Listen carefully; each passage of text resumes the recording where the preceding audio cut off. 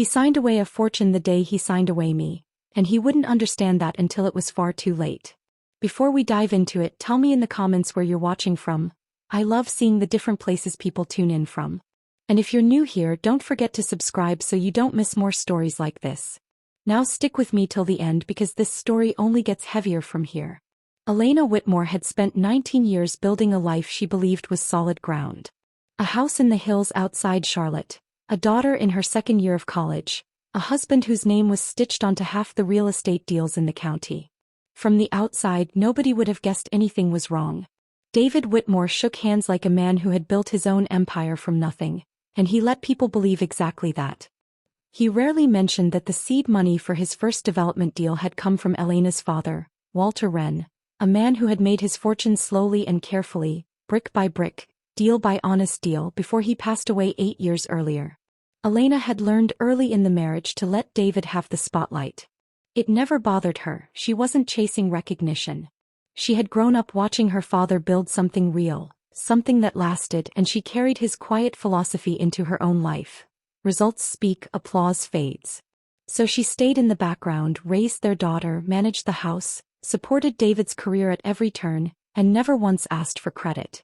What she didn't know, what she would only discover months later, was that David had started drifting the year Tessa left for college. The house that once felt full of noise and purpose suddenly felt too quiet, and David filled that quiet with late nights at the office that stretched longer than any project required. He told himself it was stress. He told himself it was nothing. He told himself a lot of things that weren't true. Elena noticed the changes before she let herself admit what they meant. David started dressing differently for meetings that didn't need a new wardrobe. His phone, once left carelessly on the kitchen counter, started disappearing into his jacket pocket the moment she walked into a room. He grew irritable when she asked simple questions. Where he'd been, who he was meeting, why he seemed 1,000 miles away at dinner.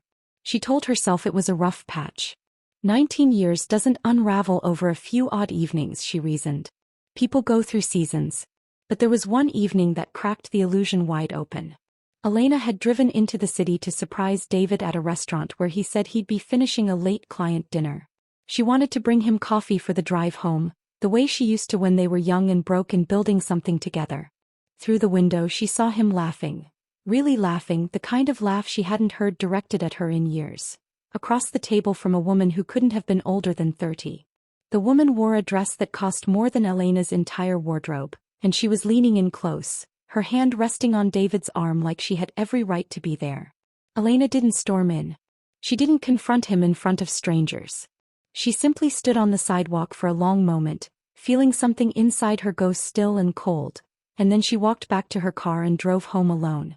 That night, lying in bed beside a husband who smelled faintly of a perfume that wasn't hers, Elena Whitmore made a decision. She wouldn't scream. She wouldn't beg. She would watch and she would wait and she would let David make every choice himself, because some men only learn the truth when they've already destroyed everything that was protecting them. What David didn't know was that Elena's father had never fully trusted him. And 19 years earlier, Walter Wren had quietly written something into the family trust that would one day matter more than any argument, any confrontation, any tears. David was about to find out exactly what that was. But not yet. First, he had a lot more damage to do. Elena didn't say a word about what she saw outside that restaurant for nearly 3 weeks. She watched instead. She watched David grow bolder, careless in the way men get when they've convinced themselves they're untouchable. He started coming home smelling of cigarettes he claimed weren't his. He started taking calls in the garage with the door shut. He started looking at Elena the way you look at a house you've already decided to sell, familiar but no longer yours to care for. The woman's name, Elena eventually learned, was Marissa Calloway. She was 31, worked in luxury real estate marketing, and had a taste for the kind of lifestyle that required a much bigger budget than her own salary provided. Marissa hadn't set out to fall for a married man, or at least that's what she told herself. She'd met David at a real estate gala 18 months earlier, and what struck her first wasn't his looks or his charm. It was the way people spoke about him. David Whitmore built that entire waterfront development from nothing. David Whitmore doesn't lose. David Whitmore is worth more than anyone in this room realizes. Marissa liked confidence. She liked the idea of a man who had clawed his way to the top through sheer will, And David was more than happy to let her believe that story, because it made him feel like the man he'd always wanted to be seen as, not the son-in-law who married into money, but the self-made success who earned every dollar himself. He never once mentioned Walter Wren's name to her. He never mentioned that the land under his first big project had been financed by his father-in-law as a wedding gift, back when Walter still believed David might become the kind of man worth trusting. For David, the affair wasn't really about love in the beginning. It was about being seen the way he wanted to be seen, without 19 years of shared history reminding him who had actually built the foundation he stood on. Elena knew him. Elena remembered the years he struggled, the deals that failed, the nights he cried into his hands at their kitchen table certain he'd never make it. Marissa didn't know any of that. Marissa only knew the finished product, polished and confident, and that made David feel like a different person entirely. A better person, or so he told himself. The turning point came at a charity dinner Elena attended alone, David having claimed a last-minute business trip. She sat at their usual table, smiling politely through conversations about school fundraisers and country club renovations, when she overheard two women a few seats down whispering about a hotel-restaurant sighting. David Whitmore holding hands with someone who was very much not his wife. Elena finished her wine, thanked the hosts and drove home in silence. She didn't confront David when he returned from his trip 2 days later. She simply began making calls of her own. First to Gracie Barra, her father's old attorney and one of the few people left who had known Walter Wren well enough to understand exactly what he had built into that family trust all those years ago. Grace listened to Elena's account without interrupting, the way a good lawyer does when she already suspects where a story is headed. When Elena finished, Grace was quiet for a moment, then said something that would stay with Elena for the rest of this ordeal. Elena, has David ever actually read the trust documents? The real ones, not the summary your father gave him at the wedding? Elena admitted she wasn't sure. Grace's expression told her everything she needed to know.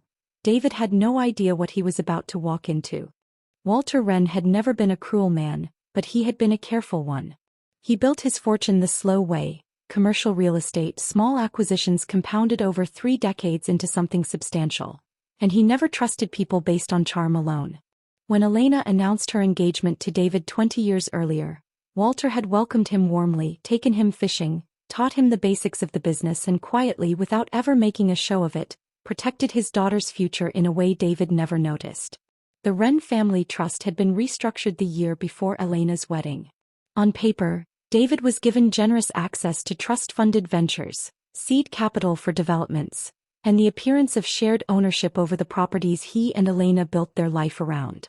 Walter wanted his son-in-law to feel like an equal partner, because he understood that resentment festers when a man feels like a guest in his own marriage. But buried in Section 14 of the trust documents, a section David had skimmed once at the wedding, nodded along to and never thought about again, was a reversion clause. It stated plainly that all trust-held assets, including the properties, capital and controlling shares in the businesses built using trust funds, would revert entirely and irrevocably to Elena Wren Whitmore in the event that her marriage to David Whitmore legally ended, regardless of the reason for the dissolution. Walter had explained it to Elena privately years before he passed, sitting on the porch of the house he built with his own hands. "I like David," he told her. "But liking a man and trusting him with everything are two different things, sweetheart. This isn't about expecting the worst. It's about making sure that no matter what happens in this life, you're never left standing in the wreckage with nothing." Elena had laughed it off at the time, young and in love and certain nothing could ever break what she and David had. She'd filed the conversation away and never thought about it again, until Gracie Barra brought it back into the light. Grace pulled the original trust documents from her firm's archive and walked Elena through Section 14 line by line. Every development David had proudly claimed as his own success. The waterfront condos, the downtown office tower, the string of retail properties that made up the bulk of his net worth, had been financed, structured and legally anchored through the Wren family trust. David's name appeared on operating agreements and public filings. But the trust, not David, held the controlling interest. And the trust, per Walter Wren's careful design, belonged to Elena the moment her marriage ended. Elena sat in Grace's office for a long time after that, absorbing what it meant. David wasn't just cheating on her. David was, without knowing it, actively working to end a marriage that was the only thing standing between him and losing everything he'd spent 2 decades building his identity around. He thought he was walking toward freedom and a fresh start with a woman who admired his success. He had no idea he was walking directly into the one door that would strip that success away completely. Grace asked Elena the question that mattered most. Do you want to warn him? Some people would. Elena thought about the restaurant window, the perfume that wasn't hers, the whispered gossip at the charity dinner, 19 years of loyalty met with careless betrayal. She looked at Grace and said quietly, "He made his choice already. I'm just going to let him finish making it." David filed for divorce on a Tuesday morning in March, walking into the process with the confidence of a man who believed he already knew how the story would end. He'd spoken to a divorce attorney weeks earlier. Not Nolan Pierce, his business partner who he worried might tell Elena out of some misplaced sense of loyalty, but a slick downtown firm known for handling high-asset splits quickly and quietly. David told the attorney what he believed to be true, that the properties, the businesses, the net worth he'd built over 2 decades were his, earned through his own vision and labor, and that Elena, while owed a fair settlement, had no real claim to the empire he'd constructed.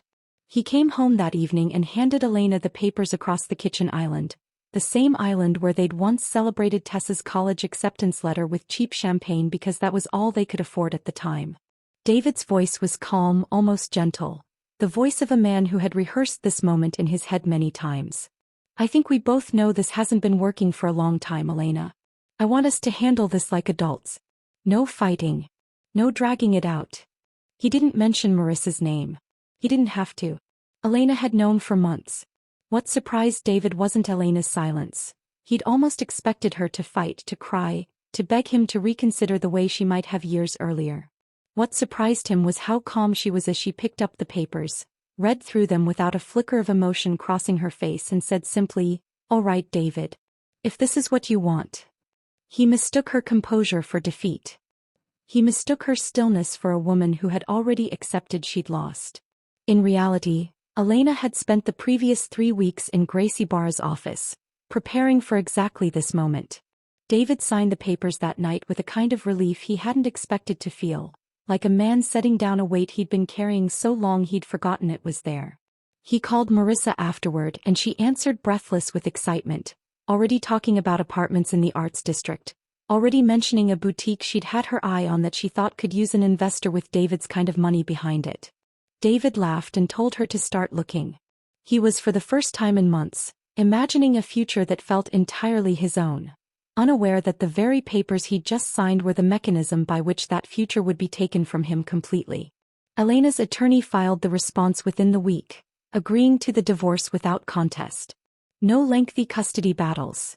Tessa was already grown. No dramatic courtroom scenes.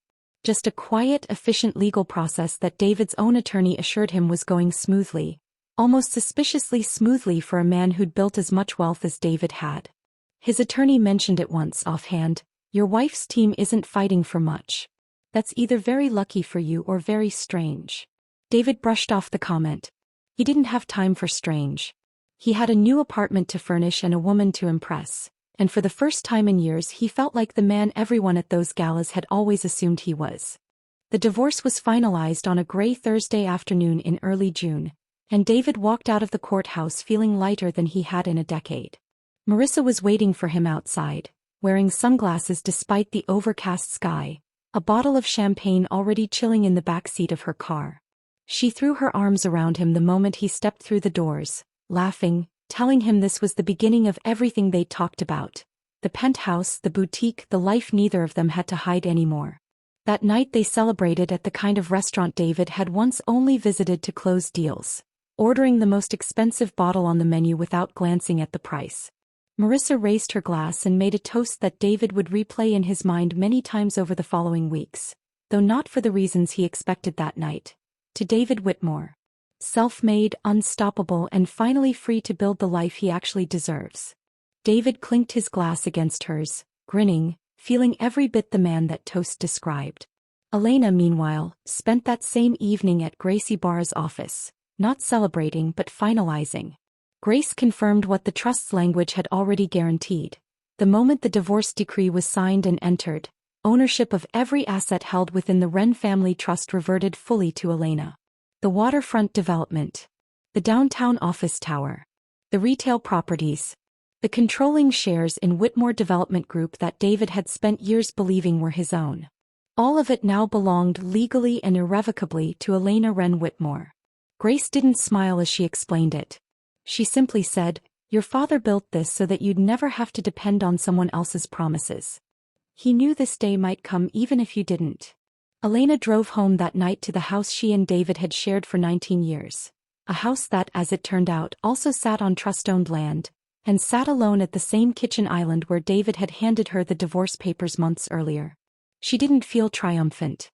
She felt tired and sad and strangely hollow in a way she hadn't expected.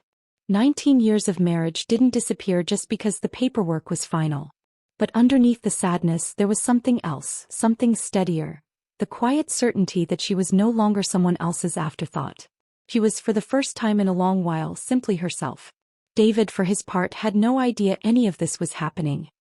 He spent the following days moving the last of his belongings out of the house and into Marissa's apartment, humming to himself as he packed boxes of suits and golf clubs, already planning the penthouse tour he and Marissa had scheduled for the following week. He assumed the businesses would continue running exactly as they always had, his name still on the letterhead, his signature still required on major decisions. What he didn't yet know was that his signature, the one he'd used to end his marriage, had already quietly ended his ownership too. The paperwork simply hadn't caught up to him yet. It was only a matter of days before it would. The first sign of trouble came 10 days after the divorce was finalized, during what should have been an unremarkable Tuesday. David swiped his card at a furniture showroom, picking out a leather sectional for the penthouse he and Marissa had just signed a lease on, and the transaction declined. He assumed it was a bank error, laughed it off in front of the salesperson and tried a second card. That one declined too. He called the bank from the parking lot, irritation creeping into his voice, and was told, politely but firmly, that the business accounts associated with Whitmore Development Group had been restructured and that David no longer held signing authority on several of the primary accounts. David's first instinct was confusion, not fear. He assumed it was some kind of clerical mistake, the kind of bureaucratic tangle that happens when a company transitions through a founder's divorce. He called Nolan Pierce, his business partner, expecting reassurance. Instead, Nolan's voice on the phone had an edge David hadn't heard before. "David, I got a call from the trust's attorney this morning. I think you need to sit down with your lawyer. Today. Not next week." David laughed, thinking Nolan was overreacting, but something in his partner's tone stayed with him the rest of the day, a small cold seed of doubt he couldn't quite shake. That evening, David returned to the penthouse to find Marissa already home, scrolling through a stack of unopened mail she'd collected from his old office, forwarded there by a secretary who no longer seemed to know who exactly she worked for. One envelope, thicker than the rest, was from Gracie Barra's law firm. Marissa handed it to him without comment, watching his face carefully as he opened it. David scanned the letter twice before the words fully landed. It was a formal notice.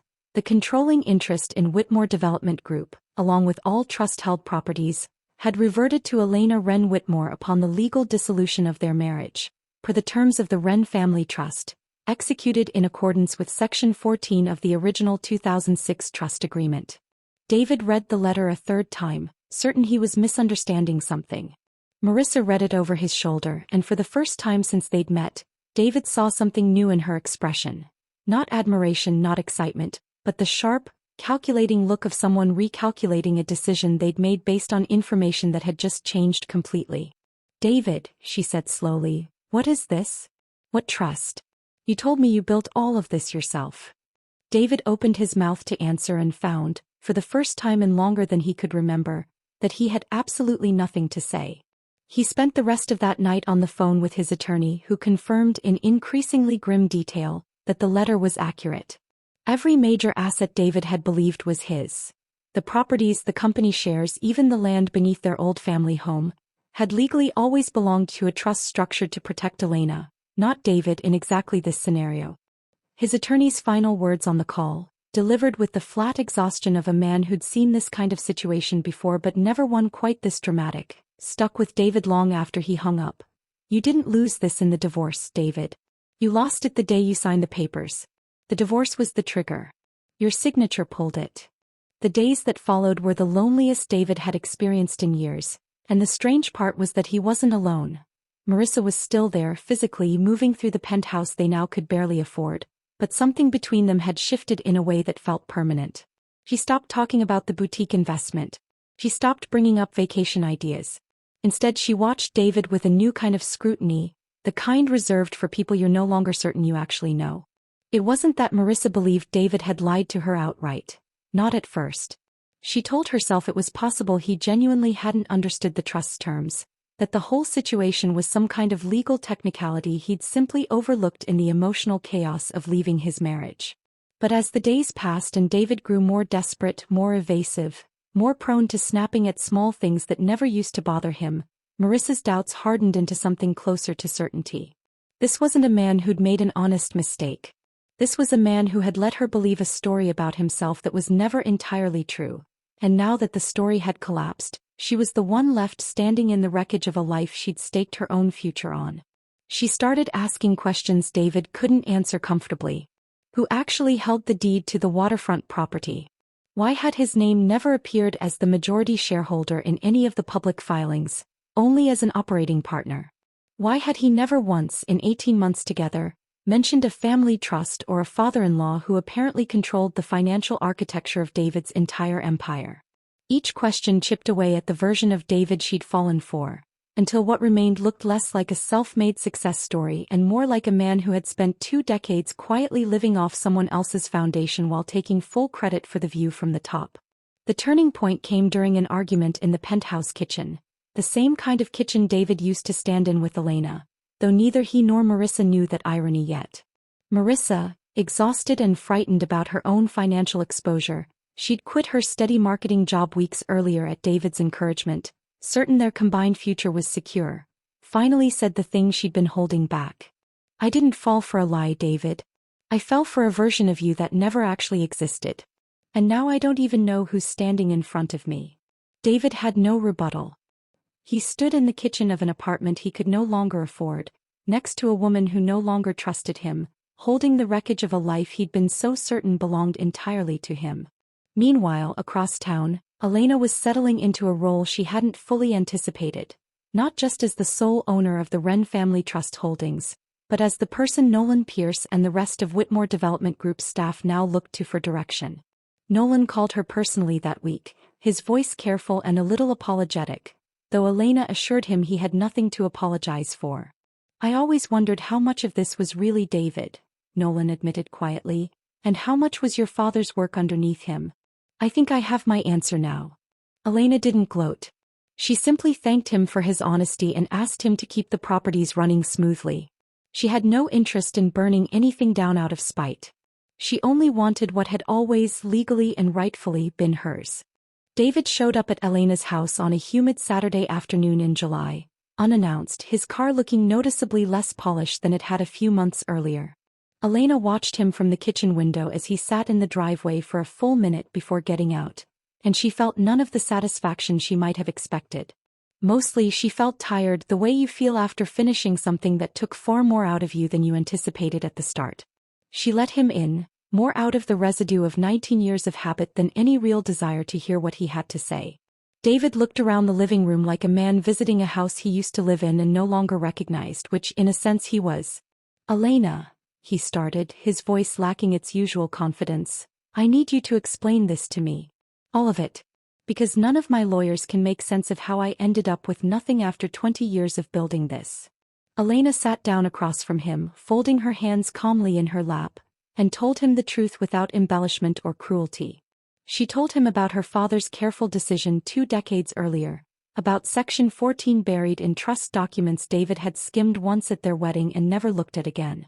She told him that none of it had been a secret. It had simply never been relevant because as long as they stayed married, the trust's protections never needed to activate. You didn't lose this because of some scheme, David, she said quietly. You lost it because you signed papers ending a marriage that was the only thing keeping those protections dormant. My father built a safety net for me. You just happened to be the one who cut the rope that released it.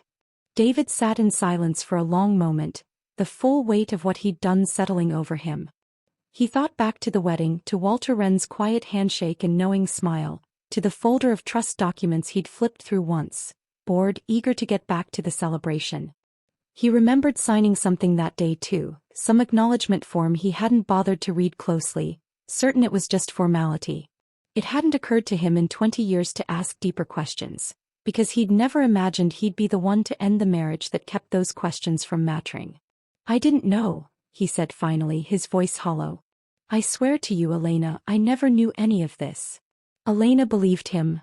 That was almost the saddest part. He hadn't schemed his way into losing everything. He'd simply been so certain of his own success, so eager to believe he'd built it alone, that he'd never once looked closely enough at the ground beneath his feet to notice whose hands had actually poured the foundation. "I know you didn't know," Elena said gently. "That's exactly the problem, David. You never once thought to ask." He left her house that afternoon without the anger he'd arrived with, replaced instead by something quieter and heavier, the particular grief of a man realizing that his own signature, written in a moment of impatience and self-assurance, had been the single action that unraveled everything he'd spent his life building his identity around. Marissa moved out of the penthouse 3 weeks after the confrontation, and by then, David could hardly blame her. The lease alone was more than he could realistically sustain without the income streams he'd lost, and Marissa, practical above all else, had already begun quietly rebuilding her own footing, reconnecting with her old marketing firm, taking meetings David wasn't invited to, distancing herself from a man whose fortune had evaporated as quickly as it once seemed to appear. She didn't leave cruelly. In fact, the conversation was almost gentler than David expected, which somehow made it worse. "I don't think you're a bad person, David," she told him, packing the last of her things into boxes in a living room that echoed with the absence of furniture they'd never gotten around to fully paying off. "I think you spent so long telling yourself a story about who you were that you forgot to check if it was true. I can't build a life with someone who doesn't actually know himself." She left without drama, without shouting, and somehow that quiet, matter-of-fact exit stung more than any argument could have. Word moved through David's professional circles the way it always does in tight-knit business communities. Not through headlines or public spectacle, but through country club conversations, quiet remarks at industry dinners, colleagues who suddenly seemed less eager to return his calls. Nolan Pierce, ever the professional, offered David a modest consulting arrangement with Whitmore Development Group, now firmly under Elena's control, more out of respect for the years they'd worked together than any obligation. David accepted it without complaint, a stark contrast to the man who once walked into every room assuming he owned it. He moved into a modest 2-bedroom apartment across town, the kind of place he hadn't lived in since he and Elena were newlyweds, scraping together rent while Walter Wren quietly wired them just enough support to keep them steady, never enough to make David feel like less of a man for accepting it. The irony wasn't lost on David now, sitting in a similarly small space 2 decades later, remembering nights he used to tell himself he'd never go back to that kind of struggle again. Tessa, their daughter, was the hardest part. She'd taken the divorce hard enough, but learning the full truth of what her father's choices had cost him, and what her mother had quietly known the entire time, complicated her feelings in ways that would take years to fully settle. She didn't cut David off, but their relationship grew careful, distant in a way it had never been before. David found himself for the first time in his adult life without the fortune, without the mistress, without the easy confidence that had carried him through 2 decades of believing the world owed him credit for a foundation someone else had built. All he had left was the slow, uncomfortable work of figuring out who he actually was underneath all of it. A year passed and Elena Whitmore, she'd quietly gone back to using Wren, her father's name, though she never made an announcement of it, had settled into a life that felt for the first time in a long while entirely her own.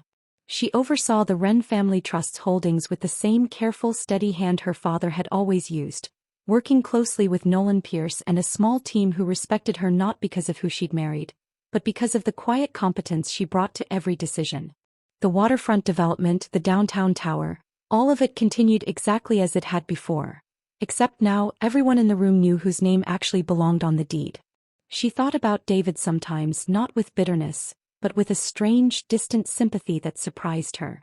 She hadn't destroyed him out of revenge. She hadn't schemed or plotted or waited gleefully for his downfall. She had simply lived her life honestly, protected by a foundation her father built with love and foresight decades before David ever signed a single piece of paper, and let David's own choices carry him exactly where they were always going to lead. There was a kind of peace in that. She hadn't needed to be cruel. The truth had done all the work on its own. Tessa visited often that year, and slowly the relationship between mother and daughter deepened in ways it hadn't had room to before, when David's presence had quietly absorbed so much of the household's emotional oxygen. They spent weekends at the old family house, the one that, as it turned out, had always technically belonged to the trust, and Elena found herself for the first time in years, laughing easily, sleeping well, waking up without the low hum of dread that had followed her through the final years of her marriage. Gracie Barra visited one afternoon that spring, and the two women sat on the same porch where Walter Wren had once explained Section 14 to a young, skeptical Elena who couldn't imagine ever needing that kind of protection. "Your father knew," Grace said, watching the light move across the yard. "Not that David specifically would do this. He just knew that people change, that certainty is never a guarantee, and that the people we love most deserve protection we hope they'll never need." Elena nodded, understanding her father's quiet wisdom more fully now than she ever had while he was alive. David, for his part, eventually rebuilt something modest. Not the empire he once flaunted, but a smaller, honest consulting practice built on the actual skills he did possess, stripped now of the borrowed foundation that had inflated his sense of his own success for 2 decades. He never remarried. He never spoke publicly about what happened, though those close to him understood the story well enough. And every so often in quiet moments he found himself thinking about a single signature on a single piece of paper, the one he'd signed so confidently, so certain he was walking toward freedom, never once imagining it was the very thing that would strip him of everything he'd spent his life pretending he'd built alone. Elena, meanwhile, simply kept building, not out of spite but because for the first time in a long time, everything she had was finally, entirely, undeniably her own.